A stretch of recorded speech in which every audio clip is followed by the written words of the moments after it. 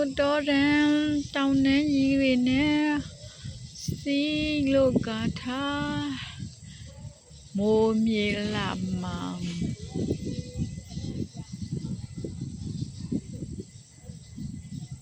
လေးလေးတဖြူဖြူနဲ့အေးပတ်တော်မယ်ထူထူ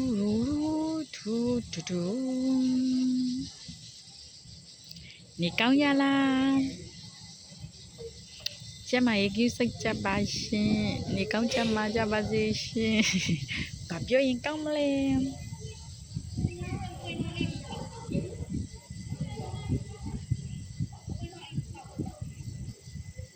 ဒါကတော့စင်ညုံတရားစခန်းမှာရောက်နေတာပါရှင်ဒါ view point เนาะဒါ view point ဒါက view point ပါရှင်